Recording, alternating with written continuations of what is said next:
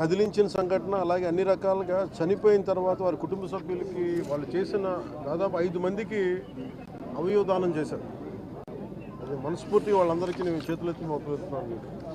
ఇది చాలా అరుదుగా చనిపోయిన పుట్టెడు దుఃఖాన్ని గుండెల్లో పెట్టుకొని కూడా అవయవదానం చేసినందుకు వారి కుటుంబానికి, ముఖ్యంగా వారి సతీమణికి, వారి అబ్బాయికి మనస్ఫూర్తిగా నా ధన్యవాదాలు, అభినందనలు ధన్యవాదాలు తెలియజేస్తా ఉన్నాను. అభినందనలు దేనికి అని అంటే, పుట్టెడు దుఃఖం మనసులో పెట్టుకొని కూడా ఎదురుగా మన తండ్రి, ఆవిడ తండ్రిగా ఒక బిడ్డలకి, భర్తగా ఆవిడికి, ఆయన సతీమణికి అవన్నీ పుట్టెడు దుఃఖాన్ని గుండెలో పెట్టుకొని కూడా అవయవదానం చేయడం అనేది అసలు నిజంగా అది ఊహించలేనిది. ఇది ప్రత్యేకించి నేనే వద్దామని మొన్న నుంచి ప్రయత్నం చేస్తాను. ఫైనల్కి ఈరోజు కుదిరింది. మనస్ఫూర్తిగా వారికి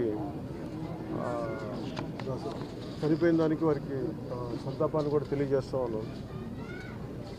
అలాగే హైదరాబాద్లో అకౌంటెంట్గా ఉద్యోగం చేస్తూ కుటుంబం కోసం మళ్ళీ ఇక్కడికి వచ్చి ఇక్కడ స్థిరపడినందుకు ప్రభుత్వం తరఫు నుంచి కూడా మేము ఆదుకుంటామని తెలియజేస్తున్నాం.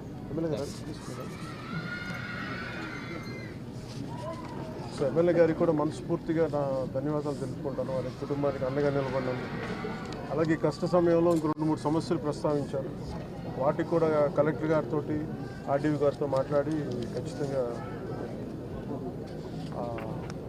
సహకరిస్తామని చెప్పారు. భవిష్యత్తులో కూడా పాపకి ప్రత్యేకించి శ్రవణం లేదంటే 2 డెఫ్ అండ్ డమ్ కూడా ప్రత్యేకమైన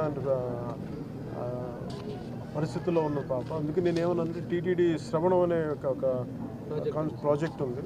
దాని ద్వారా కూడా తిరిగి చాలాసార్లు 2-3 సందర్భాలు నేను నా దృష్టికి వచ్చిన తర్వాత కొన్ని ప్రాంతాల్లో కొంతమంది కూడా చేయించగలిగాం. అలాగే పాపకు కూడా తిరిగి వినిపించేలాగా దాన్ని టీటీడీ సహకారంతో చేద్దామని వారికి అది కూడా తెలియజేశాం.